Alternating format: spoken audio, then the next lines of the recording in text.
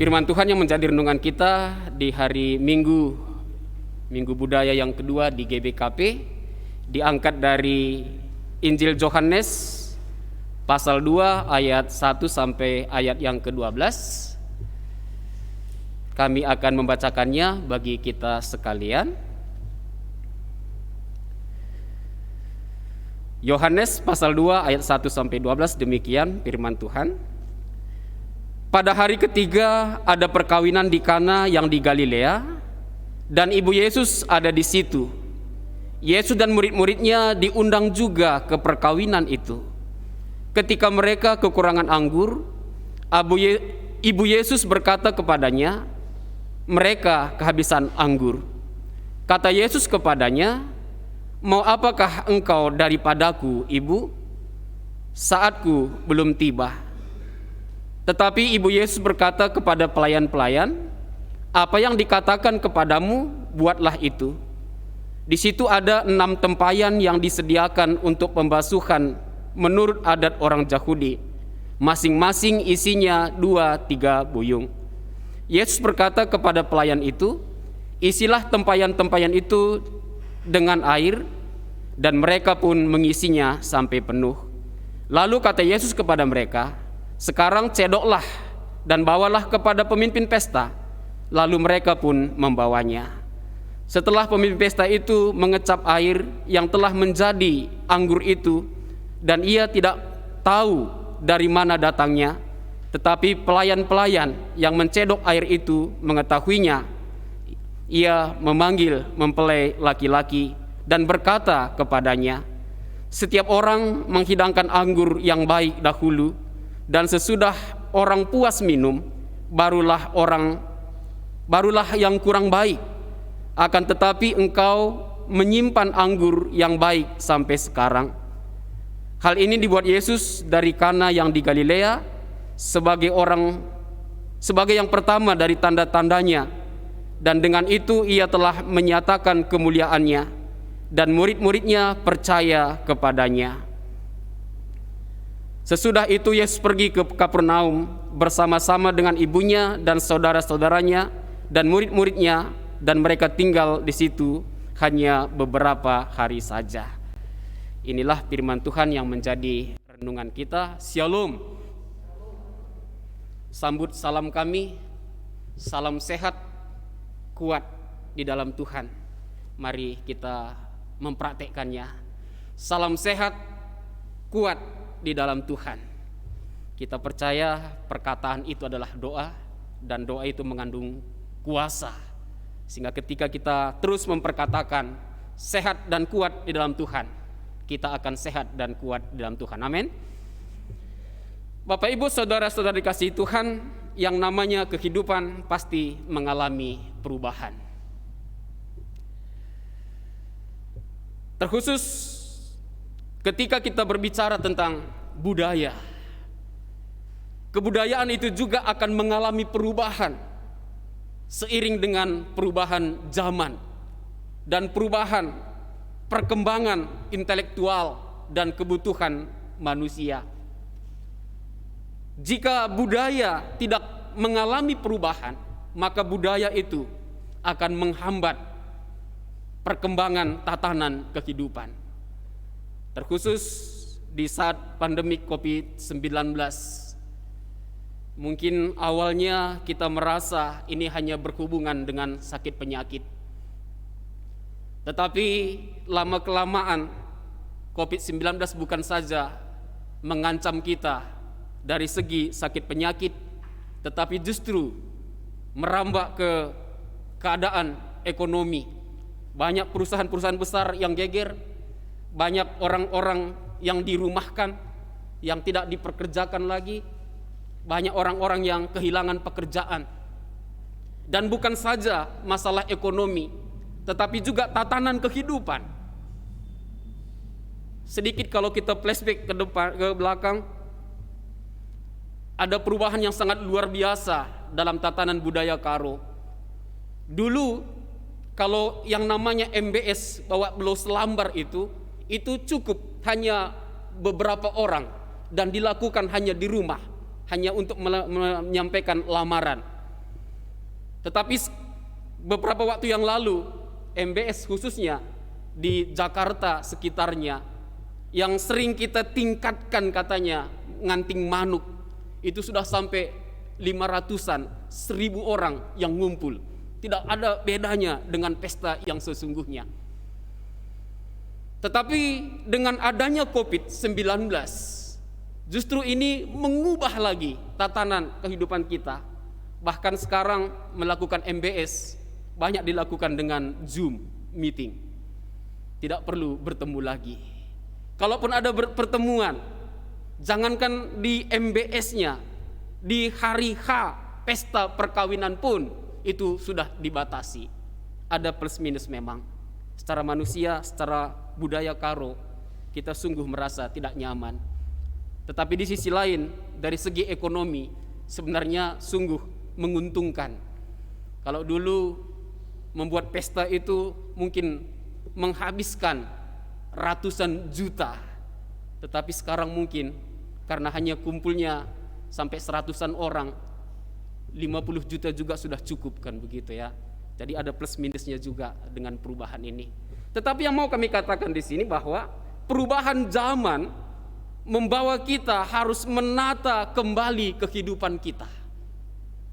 Menata kehidupan kembali dalam kehidupan ini, inilah yang dikatakan dengan budaya yang baru.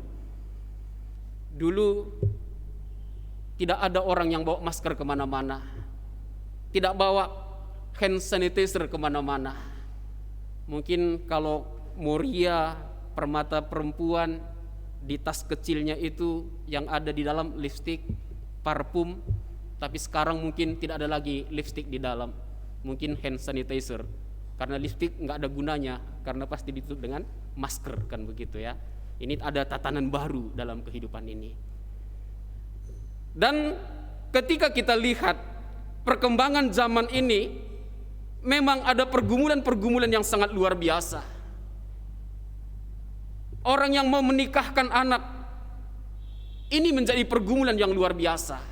Bagaimana pesta adat dengan begitu banyak keluarga, begitu banyak kenalan, begitu banyak relasi dalam kehidupan sehari-hari. Ketika saya berpesta, bagaimana hati mereka kalau tidak saya undang? Ini pergumulan yang sangat luar biasa. Dan orang yang menerima undangan juga itu menjadi pergumulan yang luar biasa. Kalau saya datang, bagaimana dengan situasi kesehatan? Kalau saya tidak datang, bagaimana perasaan saudara saya yang mengundang saya? Ini pergumulan yang sangat luar biasa. Dan kalau kita lihat pergumulan yang paling mendasar ketika orang mau menikahkan anak adalah, sebagai orang Karo kita pasti mau ketika mengadakan pesta itu semua yang kita undang itu datang. Sehingga orang Karo bilang ada 4 golongan yang datang ke pesta. Yang pertama katanya empahagaken, itu membuat pesta itu menjadi megah kalau orang banyak yang datang. Lalu ada petunggungken. Petunggungken itu artinya bagaimana supaya kelihatan bagus, rapi. Yang ketiga adalah mereka yang menyelesaikan, sindungi. Jadi empahagaken, petunggungken, ndungi, itu bahasa Karonya kalau kita membuat pesta adat. Dan ada tipe yang keempat di sana, mungkin hanya datang dan mencari-cari kesalahan dari pesta itu sendiri, mencari kelemahan pesta itu sendiri. Dan pergumulan yang kedua adalah ketika saya mengundang seseorang, ketika saya mengundang orang banyak datang ke pesta saya, pergumulannya adalah cukup enggak ya makanan yang saya sediakan. Sehingga biasanya kalau sukut itu mengadakan pesta, ini gelisah luar biasa. Kadangkala walaupun ada acara ngasih pedah-pedah di sana, ngasih wejangan-wejangan di sana, mungkin hatinya ke cateringan, cukup enggak ya makanan yang disediakan. Karena berhasil atau tidak berhasilnya sebuah pesta menurut orang Karo adalah masalah makanan. Sebesar apapun pesta itu, kalau makanannya kurang, itu pasti akan menjadi omongan, menjadi cibiran luar biasa. Dan ini juga yang dirasakan oleh pemilik pesta di Kana ketika Yesus dan Maria hadir di sana. Mereka kehabisan anggur, di mana anggur itu adalah sebuah minuman tradisi yang melambangkan sebuah pesta, melambangkan sukacita yang luar biasa. Jadi kalau kita baca di kitab Amos, di sana dikatakan, tanamlah anggur, minumlah anggur, karena anggur itu adalah lambang sukacita, lambang pemulihan yang datangnya dari Tuhan. Sehingga anggur itu adalah lambang sukacita. Jadi kalau ada pesta tanpa anggur, itu rasanya pesta yang tidak lengkap, tidak sempurna. Dan kita bisa membayangkan bagaimana pergumulan pemilik pesta itu jika anggur yang mereka sediakan itu tidak cukup. Ya, jadi saya bilang tadi ada tipe yang keempat kan begitu ya. Kalau orang datang ke pesta itu yang mencari kelemahan.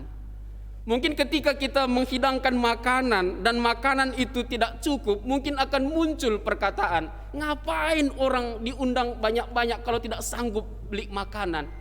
Itu namanya sombong, egois katanya kan begitu ya. Congkak, ngapain diundang orang rame-rame kalau tidak disediakan makanan? Mungkin itu kata-kata yang keluar. Jadi ini pergumulan yang sangat luar biasa bagi pemilik pesta itu. Tetapi yang luar biasa di sini kehadiran Maria, kehadiran Yesus di sana, ini menjadi obat yang sangat luar biasa, menjadi terapi yang sangat luar biasa, menjadi penyembuh yang sangat luar biasa bagi pergumulan pemilik pesta itu. Jadi di sini mungkin kita tidak tahu kalau di orang Karo tegun apa si Maria ini, tetapi yang pasti dia adalah pribadi yang sangat peduli. Dia melihat situasi, melihat keadaan, dan dia tahu apa yang kurang di pesta itu. Lalu dia berbisik kepada Yesus bahwa mereka kehabisan anggur. Tetapi di sini dikatakan bahwa respon Yesus itu sangat luar biasa. Mau apakah engkau daripadaku, Ibu, saatku belum tiba. Jadi kalau kita baca bahasa asli, bahasa Yunani, di sini bukan kata ibu dipakai, tapi kata perempuan. Ini menggambarkan bahwa ada pemisahan, ada jarak antara Yesus dan Maria, bukan sebatas hubungan ibu. Sehingga kata-kata mau apakah engkau daripadaku, Ibu, saatku belum tiba, ini bukan suatu ketidakhormatan. Karena Yesus mau memperkenalkan dirinya bahwa dia bukan hanya anak biologis dari Maria, tapi dia adalah anak biologis yang dilahirkan Tuhan datang ke dunia. Jadi di sini juga dikatakan bahwa saatku belum tiba, ini mengatakan kepada Maria bahwa apapun yang akan dia lakukan ini bukan karena perintah dari Maria. Ya, jadi sedikit teologi Protestan dan teologi Katolik sedikit berbeda, yang mengatakan bahwa Bunda Maria itu adalah ibunya yang kudus, sehingga kalau kita berdoa kepada Maria, dia akan memerintahkan Tuhan Yesus sehingga Tuhan Yesus melakukannya. Tapi ini justru mengcounter hal itu, bahwa bukan karena Maria melahirkan Yesus sehingga Yesus harus mengadakan mujizat di sana. Tetapi mujizat itu terjadi oleh karena kehendak Allah sendiri. Kapan itu terjadi, pada saat mana itu terjadi, di mana itu terjadi, itu tergantung saatnya Tuhan. Bukan saat, tergantung pada permohonan Maria di sini. Jadi tidak ada istilah KKN. Ya, tidak ada istilah KKN. Tapi justru ini adalah murni Tuhan mau memperkenalkan Yesus bahwa dia adalah Mesias. Tetapi di sisi lain, Maria juga sangat mengenal siapa itu Yesus. Karena dia tahu bagaimana proses kelahiran Yesus itu dengan bertemunya dengan malaikat Gabriel, bahwa dia akan mengandung dari Roh Kudus. Sehingga dia mengatakan kepada pelayan itu, apa yang dikatakannya kepadamu, buatlah itu. Jadi rupanya di sini ada ketaatan yang mendatangkan mujizat Tuhan. Mujizat Tuhan itu datang ketika ada ketaatan, dan ketaatan itu dipraktekkan dalam perilaku kehidupan. Jadi ini juga menjadi suatu perenungan bagi kita, bahwa mujizat itu tidak cukup hanya dengan doa, tapi mujizat itu akan terjadi bagaimana kita melakukan apa yang kita doakan. Lalu ketika pelayan-pelayan itu membawa minuman itu kepada pemimpin pesta, lalu mengecapnya, dan ada suatu keanehan sehingga dia memanggil pemilik pesta itu dan mengatakan bahwa biasanya orang memberi yang terbaik, baru setelah puas meminumnya akan disajikan yang kurang baik. Tetapi engkau pada saat ini, sampai saat ini, masih menyimpan anggur yang terbaik. Bapak Ibu saudara-saudara dikasihi Tuhan, kalau kita tadi berbicara tentang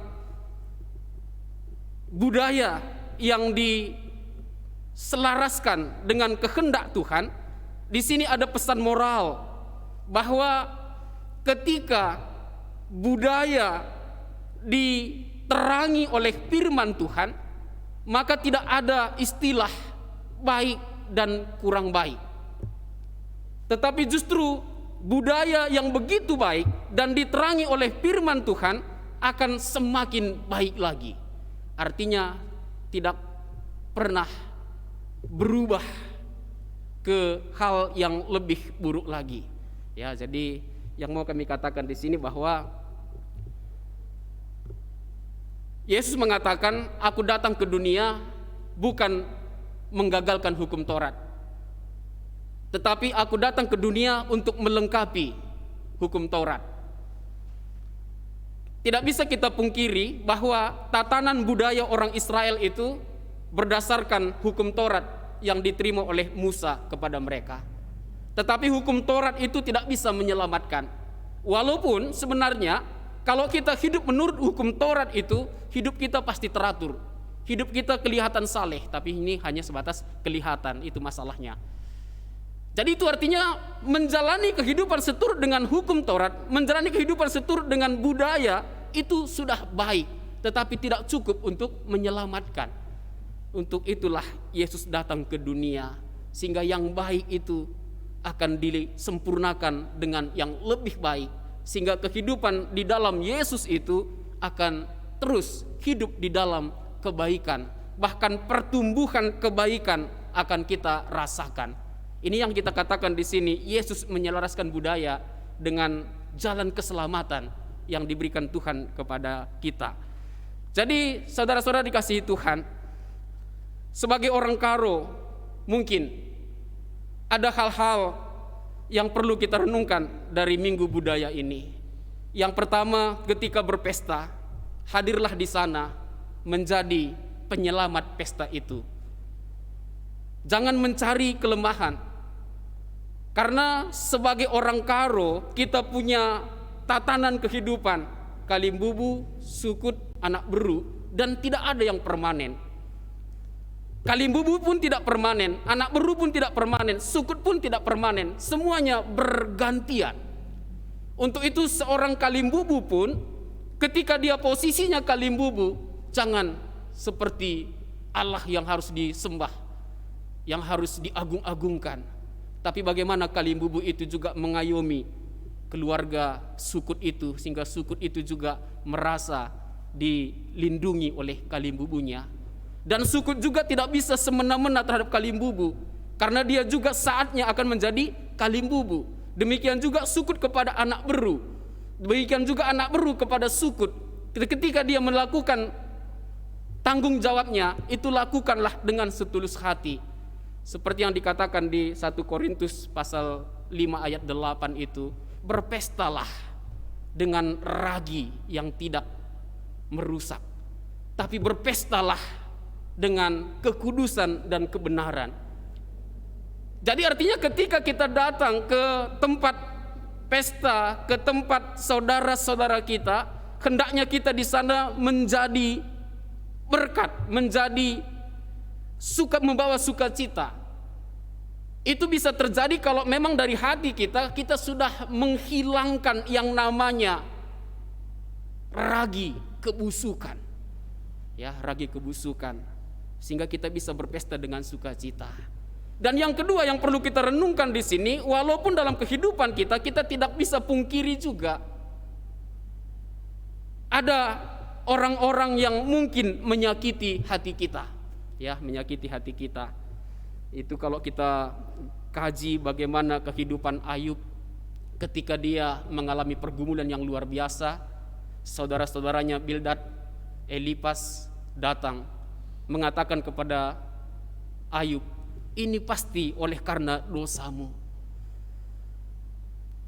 Dan bukan saja Ayub bergumul dari apa yang dikatakan oleh sahabat-sahabatnya, tetapi dia juga bergumul dengan Tuhan tentang apa yang dia rasakan, ya, tentang apa yang dia rasakan. Karena konsep pada waktu itu bahwa setiap orang yang benar diberkati, tetapi orang yang berdosa akan dikutuk. Sementara kita tahu Ayub adalah orang yang saleh dan benar. Tidak ada orang yang sesaleh dia di zamannya, tetapi toh kehidupannya sangat luar biasa. Kehilangan harta benda, kehilangan anak-anak, dan ditinggalkan oleh istrinya. Ini penderitaan yang sangat luar biasa.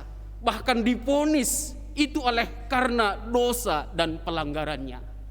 Tetapi di bacaan kita itu di sana dikatakan bahwa Tuhan berfirman kepada Ayub, lalu Tuhan juga berfirman kepada Elipas bahwa engkau harus datang kepada Ayub dan meminta supaya Ayub mendoakan engkau. Ya, mendoakan engkau, karena aku akan mendengarkan doa Ayub.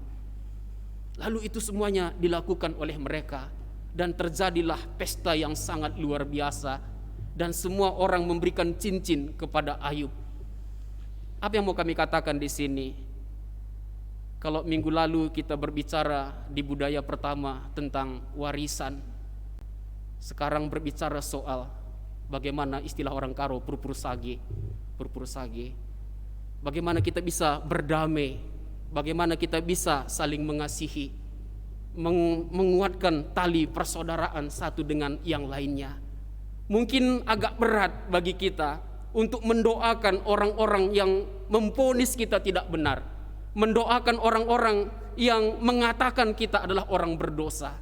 Tetapi jelas firman Tuhan kepada Elipas, aku akan mendengarkan doa Ayub. Tetapi dengan tulus Ayub juga mendoakannya, sehingga mereka berkumpul bersama, pesta makan bersama, sehingga ada pemulihan yang luar biasa. Kehidupan Ayub dipulihkan, kesejahteraannya dipulihkan, sukacitanya dipulihkan, hanya oleh karena adanya perdamaian atau istilah purpur sage. Bapak Ibu saudara-saudari kasih Tuhan, marilah kita belajar lagi tentang adat kebudayaan kita, dan terus hidup seturut dengan firman Tuhan, sehingga budaya yang kita jalani itu boleh menjadi sumber sukacita dan akan disempurnakan oleh Tuhan Yesus, akan membawa kita ke dalam kehidupan yang kekal. Tuhan memberkati. Amin. Kita berdoa. Bapa di